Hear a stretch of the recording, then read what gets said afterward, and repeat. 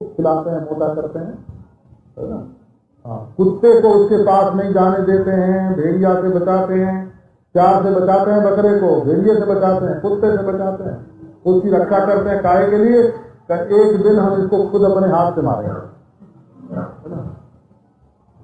तो क्या इतने इतने दुखों में, इतनी इतनी विपत्तियों में तुमने जो हमको बचाया है, हमारी रक्षा की है, ये आज के दिन अपने हाथों को रंगने के लिए, तो बारंबार तुमने हमारी रक्षा की है, इसलिए श्री कृष्ण इस समय भी तुम हमारी रक्षा करो। बोले बाबा, जब तुम मरने पर ही उतारू हो तो तुम्हारी रक्षा कोई नहीं कर सकता। देखो, प्रेम में हमेशा मीठी मीठी बात नहीं होती हो, कभी कभी कड़वी कड़वी बात होती है। क्योंकि हमेशा लोग हलवाई थोड़ी खाते हैं, है ना। करेले का साग भी तो खाते हैं। सब लोग रोज रोज खीर खाओ तो कैसा लगे। अरे कभी कभी मिर्च का अचार खाते हैं, कभी कभी क्या, यहाँ तो मैं समझता हूँ गुजरात में, काठियावाड़ में, है ना, तो बिना संभार के इन लोगों की चले ही नहीं।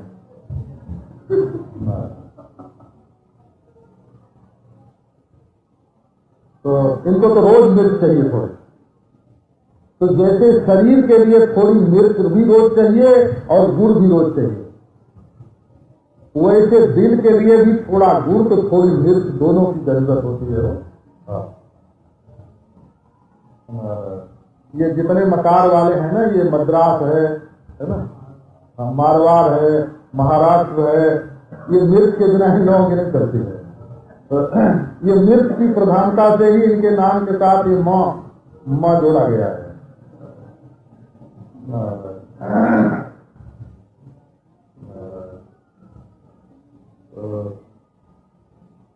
तो प्रेम जैसे शरीर के लिए मिर्च और गुड़ दोनों की जरूरत होती है, वैसे दिल के लिए भी गुड़ की जरूरत होती है और मिर्च की भी जरूरत होती है। कड़वी कड़वी बात करने से जो दिल में बात छिपी रहती है ना, वो बाहर निकल जाती है। और प्रेम में कितना धैर्य है, कितनी गहराई है प्रेम में, उसका भी पता चल जाता है। तो मानो कृष्ण उनके सामने प्रकट हुए और बोले कि गोपियों, जब तुम मरने पर ही उतारू हो तो अब हम तुमको क्या बता सकते हैं। तो अब मरो। गोपी बोलते हैं कि नहीं नहीं, तुम हमको बचा सकते हो। कैसे बचा सकते हैं? तो तुम गोपिका नंदन नहीं हो, तुम ईश्वर हो। ऐसे प्रेमी लोगों का स्वभाव ऐसा होता है कि उनका जब जिससे प्रेम होता है, ये प्रेमियों की बात को कभी सच नहीं मानना हो। अगर तुम लोगों का कोई प्रेमी हो और तुमसे कहता हो कि हमारे ईश्वर तो तुम ही हो, है ना, उनकी बात को सच्ची मत मानना, ये बिल्कुल झूठे बोलते हैं। ये तो जैसे दक्षिणा पाने वाले पंडित लोग हैं ना, तो जिस राजा या सेठ की तारीफ करते हैं तो बोलते हैं दिल्ली ईश्वर होगा, जगत ईश्वर होगा, है ना। ये दिल्ली का मालिक है अथवा जगत का मालिक है। तो दक्षिणा देने वाले पंडित लोग जैसे किसी भी यजमान को ईश्वर रूप बोलते हैं, वैसे ये स्वार्थ साधन करने वाले जो प्रेमी लोग होते हैं ना, झूठे, है ना, वो कहेंगे बस हमारे ईश्वर तो तुम ही हो। ये जैसे साधुओं में आके मंडलेश्वर शब्द जो है ना, वो सर्वतोमुखी हो गया है, चाहे जिसको मंडलेश्वर बोल दो, है ना। वैसे महाराज प्रेमियों में आकर के ये हृदयेश्वर, है ना, ये प्राणेश्वर, है ना, ये सब शब्द जो हैं ये बिल्कुल दो दो कौड़ी के बाजार में बिकने लग गए हैं। तो प्रेमी अगर किसी को कोई ईश्वर कहने लग जाए तो प्रीतम को इस बुलावे में नहीं आ जाना चाहिए कि सचमुच ही हमको ईश्वर मानता है। वो लड़की मूर्ख है जो हृदयेश्वरी प्राणेश्वरी कहने पर अपने को बेच देती है बोला, और वो लड़का मूर्ख है वो जो हृदयेश्वर प्राणेश्वर कहने पर अपनी जिंदगी मिट्टी में मिला देता है। ये प्रेमी लोग तो अंधे होते हैं और उनका ये भाव जो है टिकाऊ भी नहीं होता। ईश्वर का भाव सचमुच ईश्वर में टिकाऊ होता है।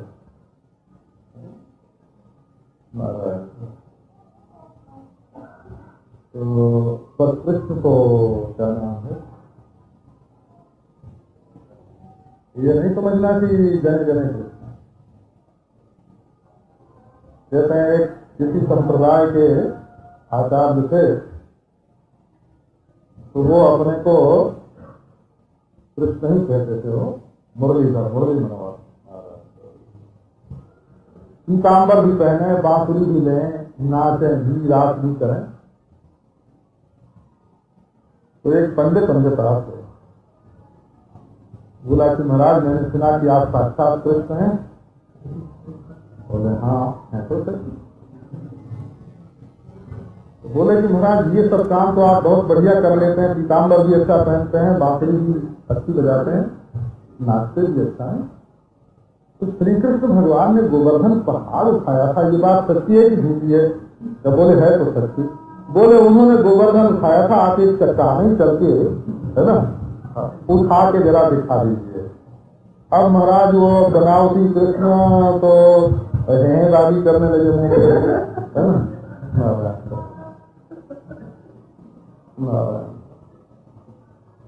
तो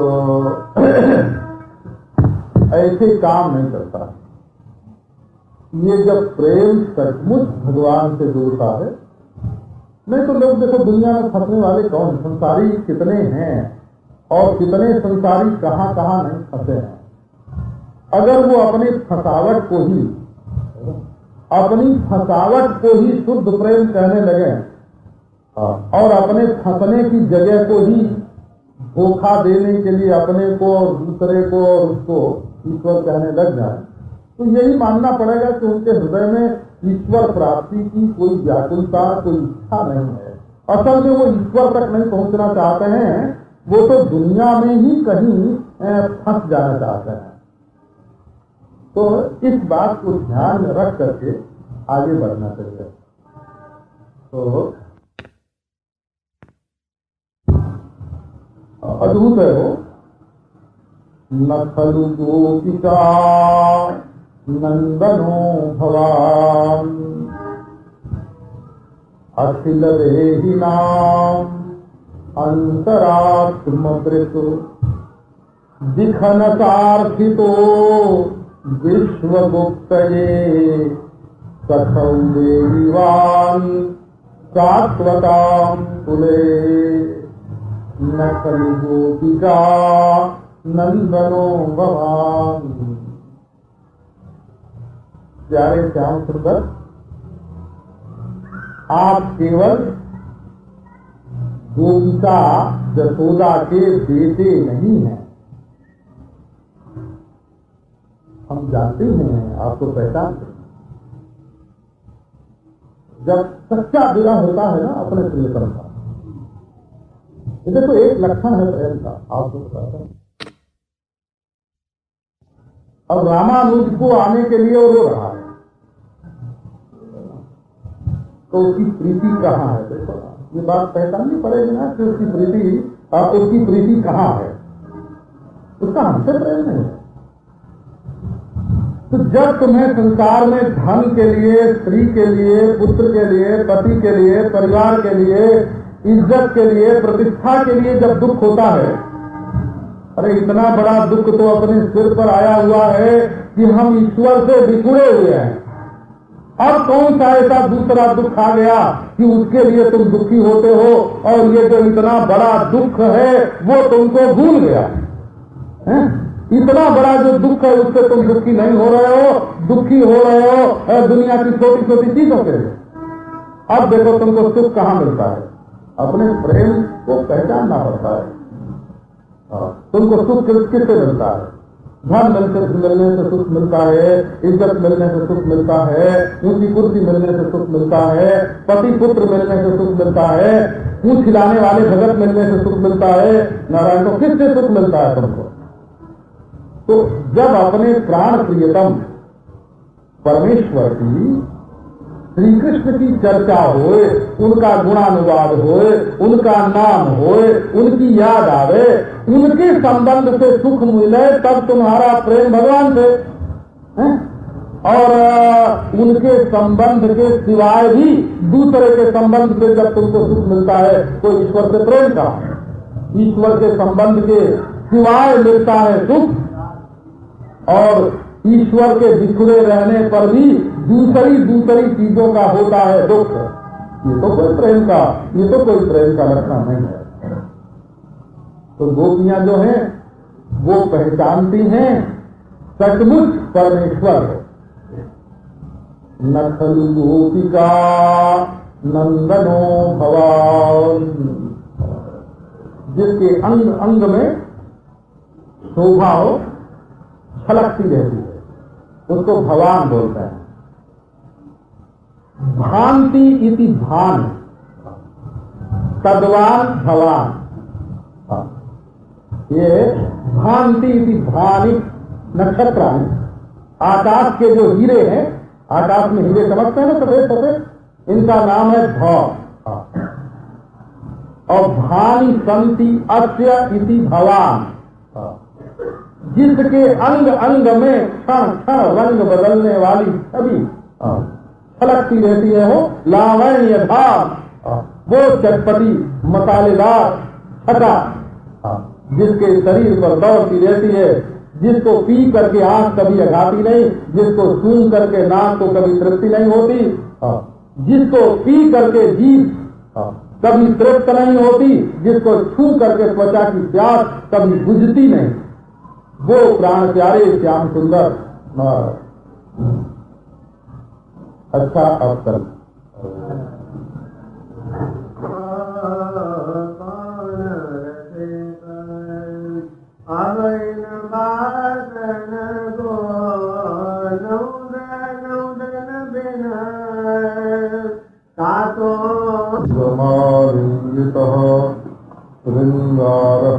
मूर्तिमान मधु मुग्धो हरिप्रेदति। ओम शांति शांति शांति।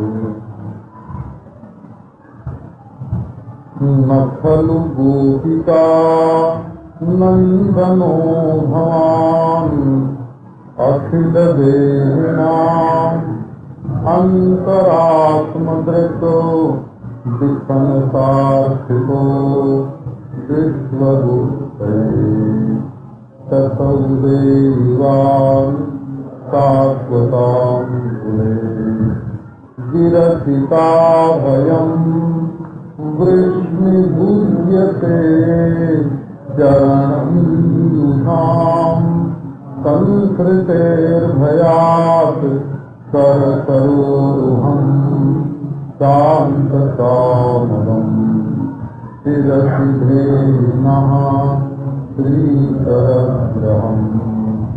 ॐ शान्ति शान्ति शान्ति। न खलु गोपिका नन्दनो भवान् विश्वपालनाय अवतीर्णस्य तव भक्तोपेक्षा अत्यंतम अनुसुता। विश्व की रक्षा करने के लिए तो तुम प्रकट हुए हो और अपने प्रेमी भक्तों की उपेक्षा कर रहे हो, ये तो सर्वथा अनुचित है। इस आशय से कोई भोली भाली गोपी बोल रही,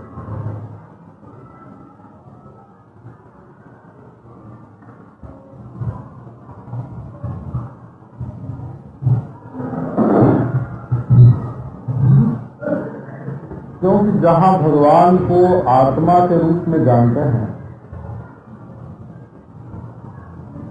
वहां दीनता के लिए कोई अवकाश नहीं होता।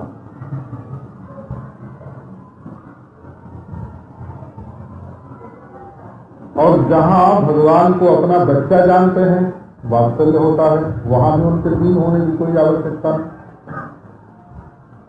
और अपना मित्र जानते हैं तो बराबरी की हाँकते हैं। और श्रृंगार रस का प्रसंग होए तब तो रूठ जाते हैं, डांट देते हैं।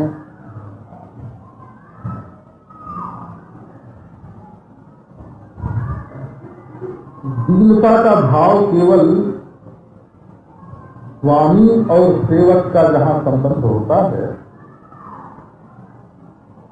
वहां होता है। परंतु जब विरह की मार पड़ती है तो बड़े बड़े लोग सीधे हो जाते हैं।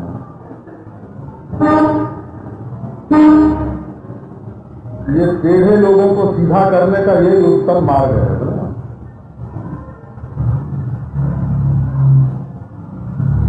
गोपियां थोड़ी टेढ़ी पड़ गई, उनकी आंख अपनी ओर थी, जैसे सामने भगवान खड़े और उधर न देखे हो, अपनी ओर देखे, हम कितने सुंदर हैं। तब भगवान बोले कि अब तुम्हारी आंख के सामने रहने से क्या पाएगा, छिप गए। जब तुम मेरी ओर नहीं देखती हो, अपनी ओर देखती हो,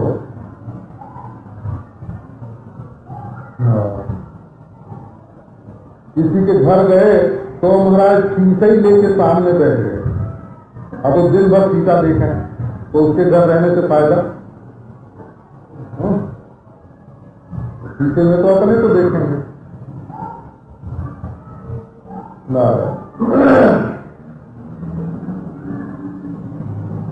तो दूसरे से माने भगवान अपने घर में हो, अपना प्रभु अपना प्रियतम अपने घर में हो, तो दूसरे से प्रेम होना तो व्यभिचार है ना। परंतु दूसरे से प्रेम न होके अगर अपने ऊपर नजर जमी रहे तब भी तो प्रेम का अभाव हो गया ना। दूसरे से प्रेम होना तो विपरीत भाव है, व्यभिचार है। लेकिन दूसरे से प्रेम न भी होवे, सिर्फ अपने ही अपने से होवे, तो ये प्रेम का अभाव हो गया। तो भगवान अंतर्धान हो गए।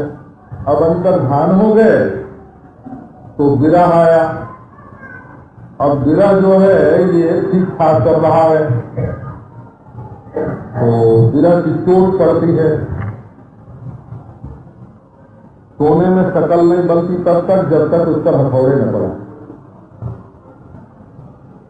जब तक उसको आंच न लगे। गरम हो या हथौड़े पड़े, दो ही तरह से तो सोने में शकल बनती है।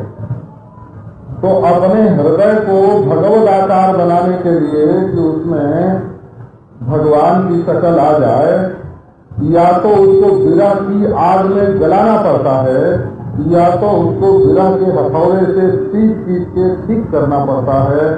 तब मनुष्य का हृदय भगवान के आकार को स्वीकार करता है। जब तक आंख में आंसू न आवे, शरीर में रोमांच न हो, कंठ गदगद न हो, हृदय पिघले नहीं, कैसे भगवद आकार का हृदय में आवे। कथम बिना रोमहर्षम द्रवता चेतसा बिना, बिना नंदाश्रु कलया शुद्धेद भक्तिया विनाशया। हृदय में बहुत सारी शक्लें पहले की भरी हुई है ना, बहुत सी छाया, भूत की छाया जो है वो अपने दिल में दिखती रहती हैं, भूत की परछाई देखते हैं। तो उन परछाइयों का दिखना कैसे बंद हो, तो दिल में जो अंधेरा है उसको मिटा दिया जाए, एक रोशनी आवे। तो ये जब विरह का सूर्य प्रकट होता है तो हृदय को थोड़ा ताप मिलता है, हृदय को थोड़ा प्रकाश मिलता है, और मनुष्य का हृदय द्रवित होकर के भगवान के आकार को, उनकी सकल सूरत को अपने हृदय में बैठा सकता है। तो ये भक्ति का विज्ञान है। भक्ति का यही विज्ञान कहो है कि या तो प्रेम हल्का होगा तो चलो हमेशा के लिए ये किल्लत कटी, और अगर प्रेम पूरा होगा तो वो जिंदगी को गढ़ देगा। तो गोपियों ने कहा कि हमारी उपेक्षा मत करो, क्योंकि अगर तुम केवल ग्वाले होते, अहीर के बालक थोड़े अलग होते हैं। आप लोगों का ग्वालों से शायद कभी काम न पड़ा हो, दूध देने के लिए कभी आते रहे हो, अब तो वो भी नहीं। हम लोग गांव में रहते हैं ना, तो अहीरों का स्वभाव और जातियों से कुछ थोड़ा पृथक होता है। उनकी ऐश भी जुदा होती है, उनके लगाव भी जुदा होते हैं, उनकी शान भी जुदा होती है। तो अगर तुम केवल ग्वाले होते और हमारे साथ कठोरता का बर्ताव करते तो उसकी एक संगति थी। हम ये कहते बाबा, ये गांव का अहीर, ये गांव का ग्वाला, ये क्या जाने प्रेम इसके लिए गोपियों के हृदय में कितनी व्याकुलता, कितनी तरफ है। तुम तो ईश्वर ही तो हो। तो न खलु गोपिका नंदनो भवान, प्यारे श्याम सुंदर, तुम केवल गोपी के बेटे यशोदा मैया के लाडले लाल, केवल ग्वाल, केवल अहीर के नहीं हो।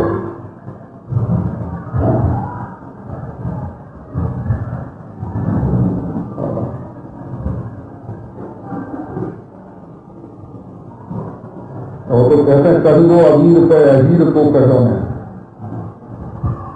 होली में अबीर पड़ गई आंख में, कृष्ण ने डाली थी, एक मुट्ठी अबीर डाली थी वो आंख में, तो बड़ा दर्द हुआ। तो गोपी ने वो तो धो धा के आंख को साफ किया, बोले कर दो अबीर पे अहीर को कहो है। और जो अहीर का बेटा डर गया था, आंख में वो नहीं निकला, अबीर निकल गया पर अहीर नहीं निकला। तो गोपिका न खलु गोपिका नंदनो भवान, तुम गोपिका नंदन नहीं हो।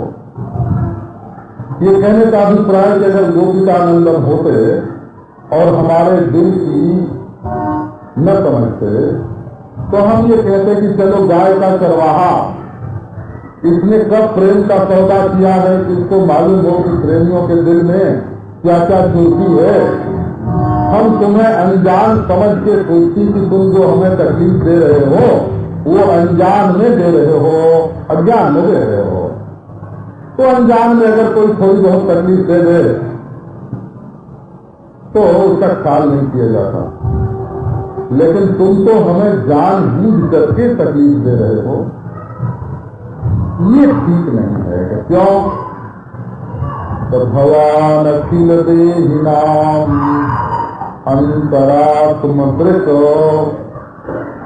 क्योंकि आप तो अर्थात भगवान हो, वो चंद्रमा हो जो नक्षत्रों से घिरा रहता है। भगवान, इसमें एक बात देखो स्पष्ट है, चंद्रमा को भगवान बोलते हो, भानी नक्षत्रानि तद्वान, नक्षत्रों से घिरे हुए चंद्रमा। तो नक्षत्रों में आपस में सौतिया गांव नहीं होता। 27 नक्षत्र चंद्रमा को घेरे रहती हैं और चंद्रमा जो है वो 2.25 दिन करके 27 दिन में नारायण कहो एक राशि पर 12 राशि पर 2 दिन करके 12 राशि पर रहते हैं और 27 नक्षत्र के घर में जाते हैं। तो उनमें आपस में भवा। तो गोपियां कहती हैं कि हम लोगों में कोई सौतियादार नहीं है, तुम तो चंद्रमा के समान हो। और गोपिका नंदन, देखो एक तो इसका अर्थ है गोपिका के नंदन देखे, और दूसरा अर्थ है गोपिकाओं को आनंद देने वाले, गोपिका आनंदन, गोपिकाओं को आनंद देने वाले। लेकिन महाराज कंजूस कृपा, वो कैसे, एक बनारस की बात आपको सुनाता हूं। बनारस में एक सज्जन थे, अभी उनके नाम से एक गली प्रसिद्ध है, नंदन शाह की गली। सफेदी बाजार और गुला नाला को मिलाने वाली गली है, नंदन शाह की गली बोलता है। तो एक ब्राह्मण आया, सुना था उसमें बड़े उदार हैं, दाता हैं। तो जब सेठ जी मिले तो वो कह दें कि कल आना। अब वो बेचारा बड़ी गरीब ब्राह्मण लड़की की शादी के लिए आया, बनारस में ठहरने की जगह नहीं, खाने की व्यवस्था नहीं। जब मिले तब बोले कि कल आना। 6 महीना बीत गया हो, तो एक दिन ले जाके एक श्लोक दिया उसने लिखते,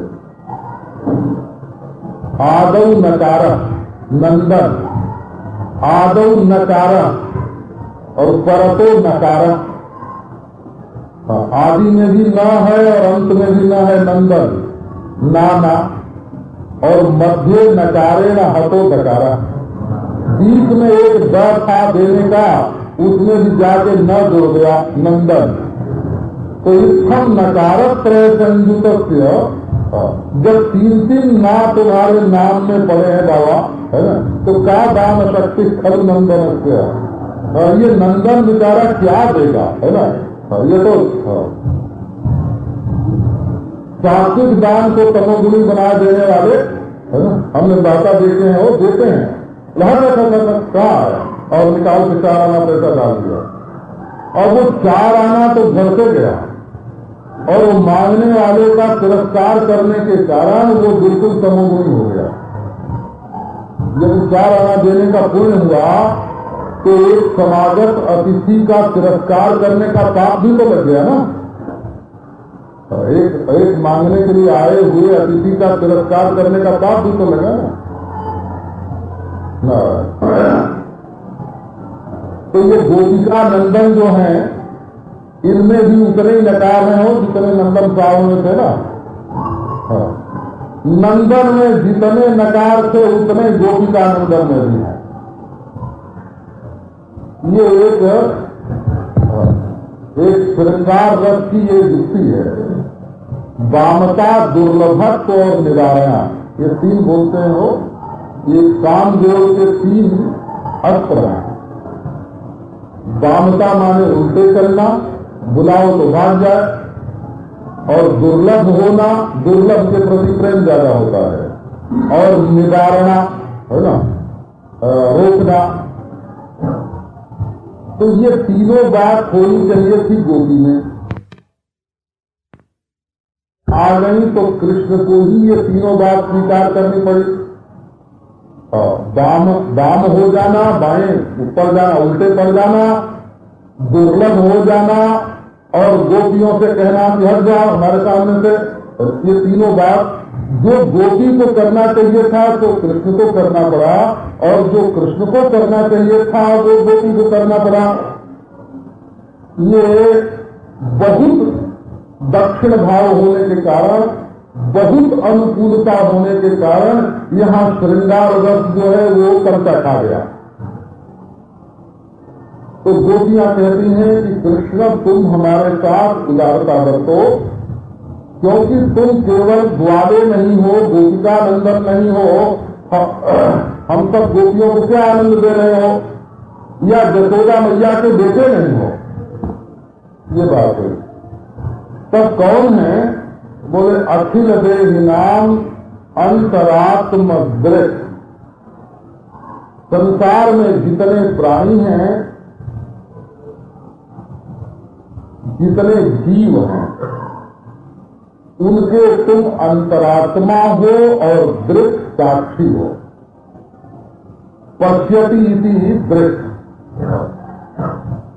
कई शब्द ऐसे होते हैं कि जब वो अपने रूप में आते हैं तो अपने पुराने रूप को बिल्कुल ही छोड़ देते हैं। वो जब व्यवहार में उतरते हैं, जैसे अहम शब्द है ना, अहम, ये जब आदाम बनता है और वयम बनता है, और जब स्वयं का युगाम बनता है, जीवम बनता है, तो बेचारा अस्मत और दुस्मत इन दोनों का तो लोकल हो जाता है ना। बिल्कुल माने जब मैं, तुम, हम, ये रूप जब आत्मा ग्रहण करती है ना, तो उसके असली स्वरूप का मानो लोप हो जाता है। ऐसे ही शब्दों में से एक दृष्ट शब्द भी है। बनता है पश्यति से और होता है दृष्ट। नारायण तो माने व्यवहार में आकर के ये अपना रूप जैसा है उसके बिल्कुल विपरीत दिखाई पड़ता है। जैसे आकाश है ना, ये बड़ा और अनंत कोटि ब्रह्मांड और तारा ग्रह नक्षत्र सब इसके भीतर पड़े हैं, लेकिन जब ये आंख के व्यवहार में आता है तो नीला होकर दिखाई पड़ता है, तो नीलापन सच्चा नहीं है। इसी प्रकार परमात्मा जब व्यवहार में आता है ना, हाँ, तो ये औरत बन के दिखता है, मर्द बन के दिखता है, बच्चा बन के दिखता है, पशु बन के दिखता है, पक्षी बन के दिखता है। जैसा है बिल्कुल उससे उल्टा दिखाई पड़ता है, लेकिन पहचानने वाले लोग जानते हैं कि ऐसा होने पर भी ये परमात्मा है। हाँ, जन्म लेने वाला मालूम पड़ता है लेकिन है अजन्मा, मरने वाला मालूम पड़ता है लेकिन है अमृत, परिच्छिन्न देखने में मालूम पड़ता है लेकिन है पूर्ण, साकार देखने में मालूम पड़ता है लेकिन है निराकार। ये परमात्मा जी जो हैं, ये जैसे हैं वैसे व्यवहार में दिखाई नहीं पड़ते, उल्टे पड़ते हैं। तो ये रहते हैं सबके दिल में, अखिल देखना। ऐसा कोई दिल नहीं है वो जो परमात्मा से खाली हो। और अंतरात्मा अंतर्यामी भी हैं, संचालक भी हैं, और वहां रह करके देखने वाले भी हैं। तो गोपियां कहती हैं कि जब तुम सबके हृदय में रहते हो तो हमारे हृदय में रहते हो कि नहीं, और सबके दिल की देखते हो तो हमारे दिल की देखते हो कि नहीं।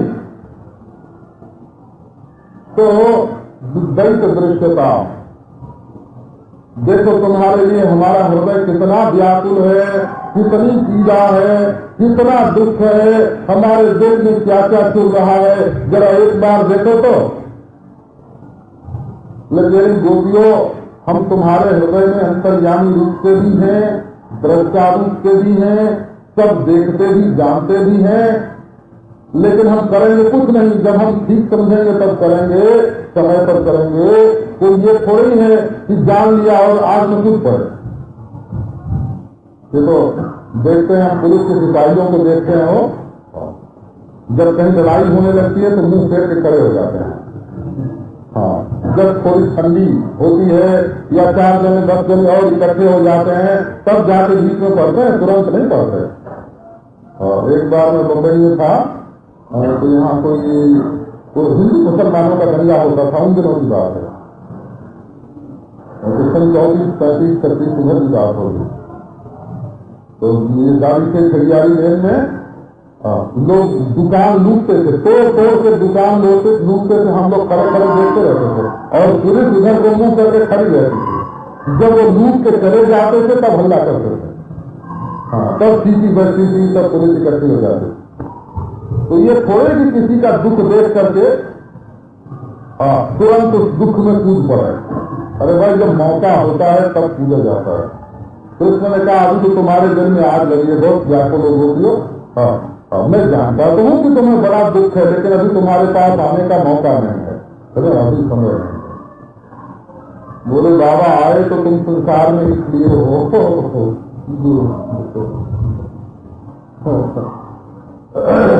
आए तो इसीलिए हो दिखन सार्थितो विश्वगुप्त सखौदेवाम शाश्वताम कुले। दिखनसा ब्रह्मणा अर्थिता, ब्रह्मा जी ने प्रार्थना की थी। दिखना माने ब्रह्मा, विशेषेण खनति वेदार्थम, इस दिखना ब्रह्मा जो वेद के अर्थ को खोद के निकाले, उसका नाम होता है दिखना। एक दंखानस आगम है, उसमें भगवान की पूजा कैसे करनी चाहिए ये बात बताएंगे। तो ये जो रामानुज संप्रदाय है ना, श्री वैष्णव संप्रदाय, उसमें जो पूजा होती है वो दैखानस ब्रह्मोक्त आगम के अनुसार होती है। ये 3 प्रकार के आगम हैं। तो मध्य संप्रदाय में नारायणोक्त आगम के अनुसार पूजा होती है, और क्या नाम रामानुज संप्रदाय में दैखानस आगम के अनुसार पूजा होती है, और शंकर संप्रदाय में शिवोक्त आगम के अनुसार पूजा होती है। ये 3 प्रकार के आगम हैं, ब्रह्मा का, नारायण का और शिव का। तो ब्रह्मा जी की प्रार्थना से तुम आए हो यहाँ, कभी काय के लिए आए हो? तो विश्व गुप्त है, विश्व की रक्षा करने के लिए। तो क्या हम लोग विश्व में नहीं है? हमारी रक्षा करना तुम्हारा धर्म नहीं है? हम तुम्हारे वियोग में मर जाए तो तुम हमारी रक्षा नहीं करोगे? उधर गोपियों किसने कह दिया तुमसे कि हम अंतर्यामी हैं और दृष्टा हैं और ब्रह्मा की प्रार्थना से आए हैं न, और विश्व की रक्षा के लिए आए हैं? बोले हमको ये भी पता है कि तुम्हारा जन्म गोपी कुल में नहीं हुआ है, गोकुल में नहीं हुआ, शाश्वताम कुल है। तुम तो जदुवंशियों में पैदा हुए हो, जदुवंशियों के कुल में, भक्तों के कुल में, मथुरा में पैदा हुए हो, ये भी हमको मालूम है। तो देखो भवान और उदयवान,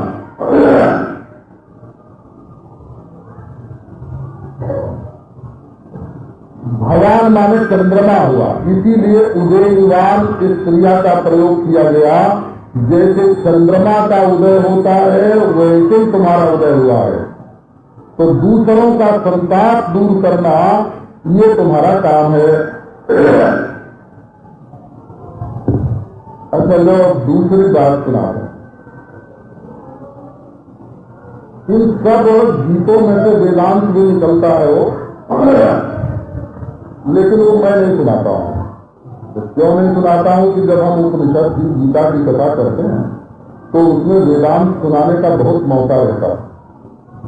अब ऐसे प्रेम के प्रसंग में है ना, व्याकरण और उपनिषद के मंत्रों के बल से और उसमें से तत्व ज्ञान की बात निकाल लेना, चाहे तो इतना जोर लगाना जब बिना जोर लगाए जगह जगह निकलता रहता है।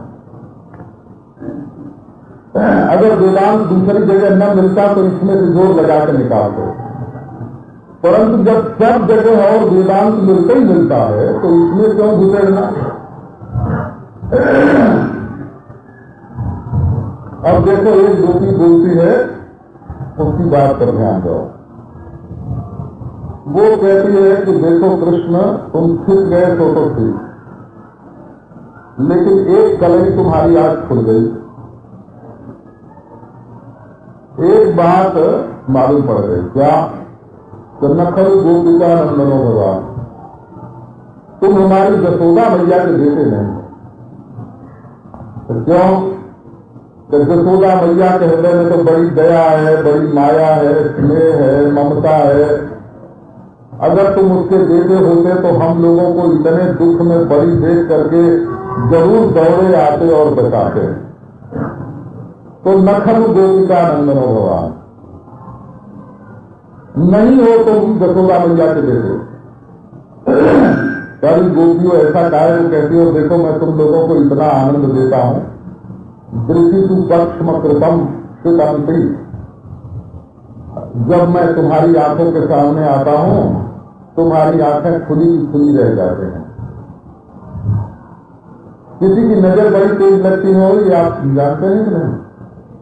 एक बार मैं बच्चा था 9-10 बरस का, तो किसी के ब्याह में अभिषेक बोलने के लिए खड़ा हुआ, जरा पतेर गिरिजा भोजन।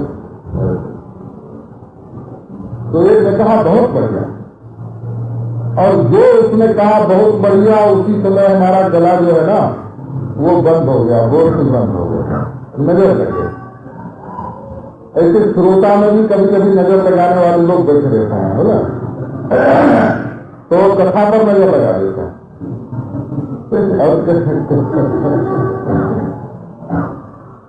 और कथा पर नजर लगा दे तो कथा बंद हो जाए। तो नखलु गोपिका नंदनो भगवान, तुम गोपी के बेटे नहीं हो, क्योंकि गोपी के बेटे होते तो गोपिका नंदन होते, गोपियों को आनंद देते। क्योंकि जो गोपी कुमार होगा वो जो गोप कुमार होगा वो गोप कुमारी से प्रेम करेगा, वो गोप कुमारी को अपने सजातीय को कष्ट नहीं देगा, अपने सजातीय को सुख पहुंचाएगा। और तुम तो हम गोपियों को कष्ट दे रहे हो, तो तुम हमारी जाति के नहीं, तुम हमारे वंश के नहीं, न यशोदा मैया के बेटे हो और न तो हमारे प्रेमी हो। तो बोले हाँ गोपियों ये तो तुमने बहुत बड़ी कहा, जैसे गोपी के मन में श्री कृष्ण आ गया, मैं सचमुच गोपी का नंदन नहीं हूँ, मैं तो सबके हृदय में बैठा हुआ अंतर्यामी हूँ, दृष्टा हूँ, ब्रह्म हूँ, है ना, असंग हूँ, उदासीन हूँ।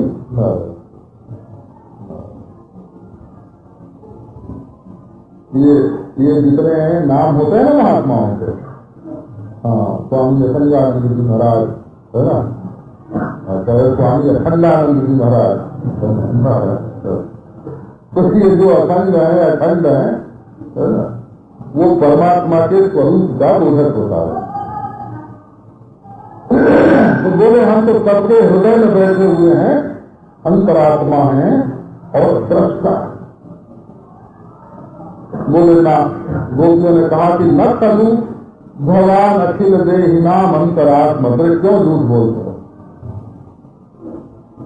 हम जानते हैं कि तुम अंतर्यामी भी नहीं हो और दृष्टा भी नहीं हो और ब्रह्म भी नहीं हो। कहीं बाबा क्यों? वो नखलु जो है ना, वो वाक्य के आदि में होने के कारण सब वाक्यों के साथ उसका संबंध जुड़ जाता है। बोले अरे गोपियों, अभी गोपियां तो आंख बंद करके गीत बोल रही है ना, तो उनके मन में कृष्ण आते हैं और थोड़ी थोड़ी बातचीत हो जाती है, मन ही मन झड़प हो जाती है। बोले नहीं नहीं, झूठ क्यों बोलते हो? तुम अंतर्यामी भी नहीं हो, दृष्टा भी नहीं। तब क्यों? अगर तुम अंतर्यामी दृष्टा होते, हमारे हृदय में होते, तो कब के पिघल गए होते। अंतर्यामी के हृदय में दया आ गई होती, है ना, दृष्टा दृश्य बन गया होता। अगर हमारे हृदय में वो हो करके अंतर्यमन करता और दृष्टि उसकी होती, तो ऐसे क्या देखा जाता तुमसे? हम इतनी दुखी हो रही हैं और तुम अंतर्यामी टुकुर टुकुर देखते हो, बिल्कुल गलत है। न तुम गोप नंदन हो और न तो तुम अंतर्यामी और दृष्टा हो। भगवान ने कहा कि अरे गोपियों का तुमको मालूम नहीं है कि ब्रह्मा जी पृथ्वी को लेकर, देवताओं को लेकर, रुद्र भगवान को लेकर क्षीर सागर के तट पर प्रार्थना करने के लिए गए थे कि हे प्रभु अवतार लो, अवतार लो। मैं अवतार लेकर के आया हुआ ईश्वर हूँ और तुम मेरी शान के खिलाफ न जाने क्या क्या बोलती रहती हो। ये प्रेम जो है ये बड़ा प्रबल है, वो ईश्वर से बड़ा होता है प्रेम जो है ना। हाँ, वजन में भी थोड़ा ईश्वर से बड़ा होता है, तो हल्का कर देता है। ये बोलो देखो, सारी दुनिया को ईश्वर नचाता है, लेकिन ईश्वर को कौन नचाता है? प्रेम नचाता है। बोला सारी दुनिया का वजन ईश्वर होता है, लेकिन ईश्वर को फूल की तरह अपने कलेजे में बैठा के कौन धोता है? तो प्रेम ही तो धोता है ना। तो ईश्वर से बड़ी चीज अगर दुनिया में कोई है तो वो प्रेम है। तो उसके सामने पहली चोट पड़ी गोपिका नंदन पर और दूसरी अंतर्यामी पर, तीसरी बोले ब्रह्मा जी की प्रार्थना से मैं आया हूं। तो नारायण कहो, ब्रह्मा जी ने क्यों तुमसे प्रार्थना की थी? क्या है ना, क्या उनके घर में कोई चोरी हो गई थी? क्या तकलीफ थी ब्रह्मा जी को कि तुमसे प्रार्थना करने के लिए चले गए? वो विश्व गुप्त है, दुनिया की रक्षा के लिए। विश्व माने संसार और गुप्ती माने रक्षा, संसार की रक्षा के लिए ब्रह्मा जी ने प्रार्थना की, तब मैं आया हूं। गोपियों ने कहा बिल्कुल सरासर झूठ है ये बात, क्योंकि यदि ब्रह्मा ने विश्व की रक्षा के लिए प्रार्थना की होती तो क्या हम लोग विश्व में नहीं है और हमारी रक्षा तुम नहीं करते? तो हमारी रक्षा नहीं करते हो, इससे मालूम पड़ गया कि तुम रक्षा करने के लिए नहीं आए हो, बल्कि अविश्व गुप्त है। न खलु ब्रह्म विखनतार्थिता न खलु विश्व गुप्त है, अविश्व गुप्त है। कई तरह से निकल जाता है, मतलब वही निकलता है तो संस्कृत भाषा की विशेषता है। बोले नहीं, हमको एक बात तो लगती है कि ब्रह्मा ने सोचा होगा कि संसार के लोग यदि सम दम आदि संपत्ति से संपन्न होंगे